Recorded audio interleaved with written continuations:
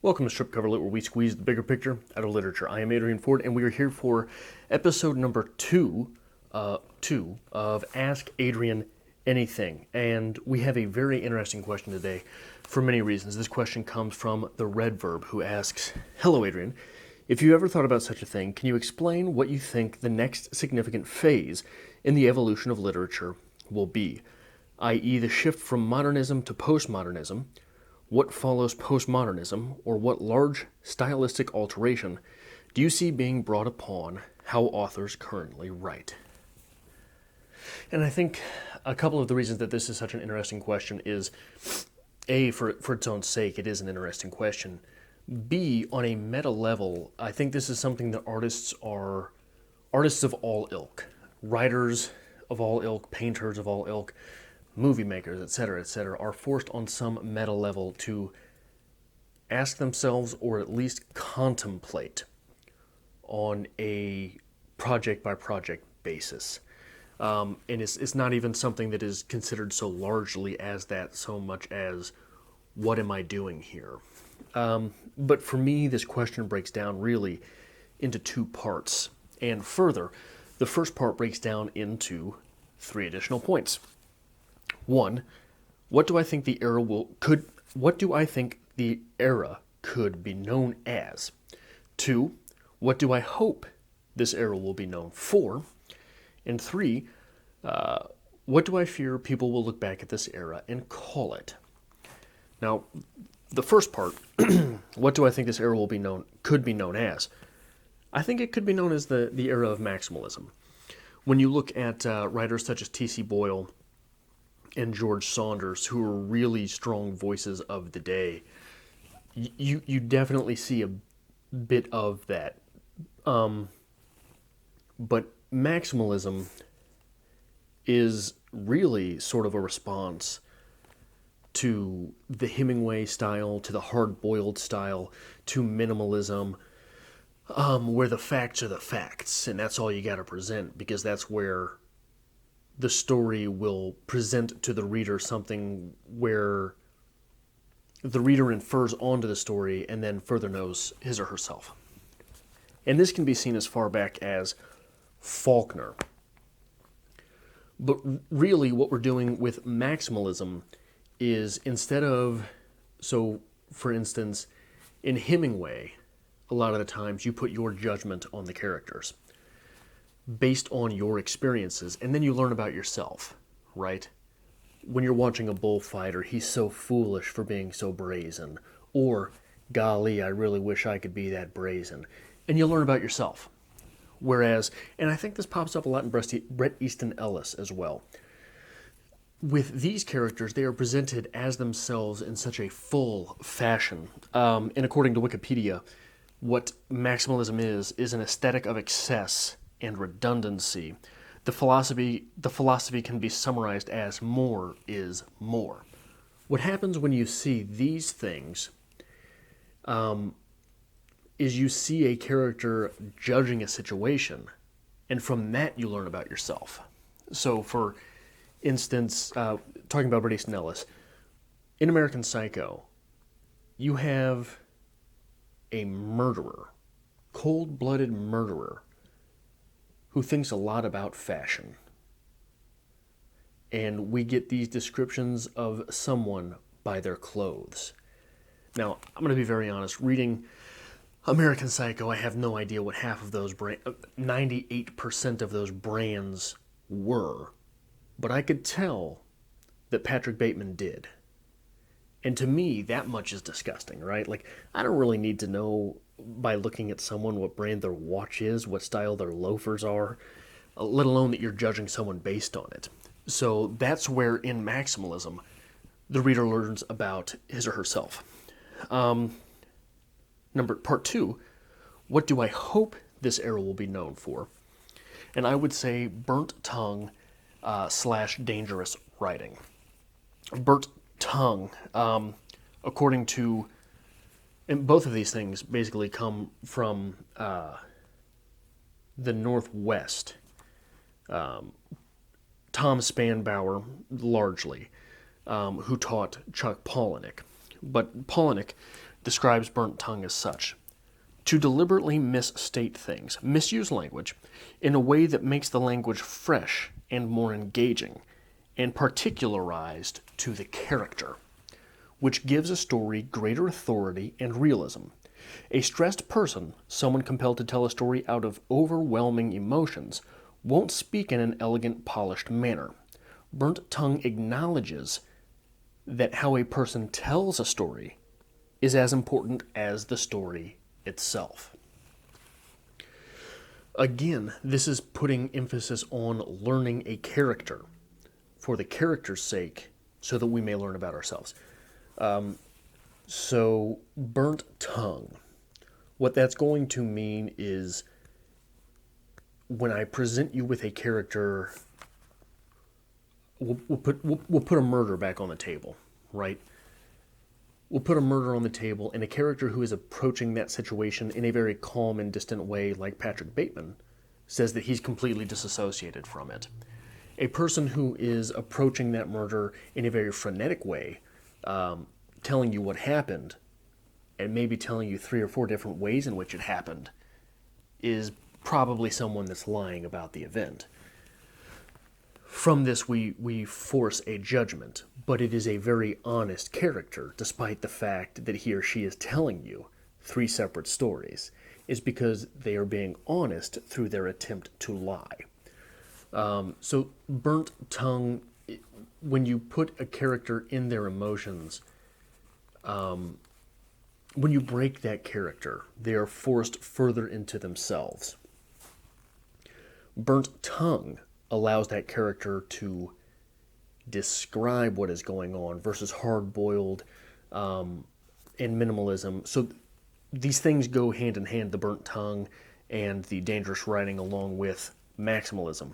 But they don't have to be the same. But putting that character very much in the situation forces realism from them. Realism of a character, not truth to the events. Dangerous writing, according to the Creative Writing Wiki, is writing that personally scares or embarrasses the author to explore artistically and express those fears, to explore and artistically express those fears honestly. Again, Tom Spanbauer. If you are to search on YouTube, Tom Spanbauer Dangerous Writing, there's a very good video, and I'll try to remember to link that in the description below, but let's be honest, where he describes these things hand in hand, but dangerous writing is something where basically the writer spills his or her guts onto the page. So much so that he's afraid the reader is going to judge him. Instead, what ends up happening, more times than not, is that a reader will see these events, will read these things from the character's perspective, and empathize rather than judge. I think the phrase he uses is, "Oh my God, I'm so glad someone said that because I was feeling it." Now, the way these things work, so burnt tongue, when I allow you, another way that Spanbauer describes it is burnt tongue, when I describe to you my mother, I don't tell you what color hair she had, because what the hell does that mean? I don't tell you how old she was in the story, because it doesn't mean anything. I tell you that her hair always reminded me of straw. I tell you that she was old enough that the wrinkles under her eyes didn't match anymore. I tell you things like that so that you get a picture. You put a picture behind it. If I tell you that my mother was 51 in the story, what does that even mean? That means nothing. And then dangerous writing is when my mother's hair reminded me of straw. I always felt sorry for her, right? Because straw is sort of out there. So why did her hair remind me of straw? Because it was always frazzled. So we're getting extra little pieces, we're getting extra little divots in the literature to cram our fingers into and climb up the wall. Now, the third part of this, what do I fear people will look back at this period and call it? I fear that this will be known as the era of serialized fiction and the YA craze. Not that there is anything inherently wrong with either of those things, But when you pair both of them and you start getting down into the cracks of what is and is not necessarily the best quality, the fear that I will be represented by Twilight is horrifying. People will look back at this era and say, oh, that's when Twilight was published. That's when Harry Potter was published. That's when the Red Princess Crow, or whatever these YA serialized fictions are called. Everything is serialized right now, and most of it is written for YA. Like, I can't say most of it. Tons of it is written YA. And again, like I say, there's nothing inherently wrong with either of those things. But when that's all that's happening, that's all that's happening. And that's 80% of what is happening. There are stories of writers putting stories out there and getting letters back from agents saying, is there a sequel here, or are we just wasting our time? You know, things like that. And that, again, that when you look at the greats, I mean, there's no sequel to As I Lay Dying, right? There's no sequel to The Old Man and the Sea. I hate to keep coming back to these same authors, but there's no series there. Those were great stories that stood alone. All of the sequels to Frankenstein were made in Hollywood, and they were garbage. So I think that is terrifying to put out there. But part 2, key to this phrase, the evolution of literature. I think that the evolution of literature is self-publishing. I really do. I think it's people putting their own work out there. There was a time where everything was self-published. You took your work someplace, you had it typed up, and it was very expensive. Or not typed up, but printing presses. You had it printing pressed, and then you knew how much you had to charge for it in order to make money back. In that time, publishing was expensive, so publishing houses took care of that heavy lifting and the marketing. Well, I mean, again, there's periods here, there are sections to this, but in exchange for money. Fast forward to today, an author takes home about 10% of the cover price of a book. So that nice, fancy, hardback $20 edition that you bought, the author saw $2. Also, fast forward to today, publishing through Amazon costs nothing. Costs nothing. And then they take about 30%, leaving you with 70% versus 10% on a zero-cost basis. But in the absence of that gatekeeper, known as the publishing house, known as that entire paradigm there is a gatekeeper. Agents and marketing and publishing, all of these things have to be taken into account. And it becomes a gatekeeper of sorts. Do I think I can make money off that? This is where serialized fiction comes into prominence. Because if you've got a one-off, same way with Hollywood, but if you have a one-off book, I have to do all of this marketing, pay for all of this distribution, and hope that we sell that book. If you have a trilogy, however, I do all of that marketing one time. The next time, I do a third of it, because everybody knows what that trilogy is going to be, knows when that trilogy is going to drop. So I think that is a very big reason why the serialized fiction and YA craze has come to prominence. But I think that in the absence of that gatekeeper will rise the demi-critic, right? Someone who talks about literature and you trust them.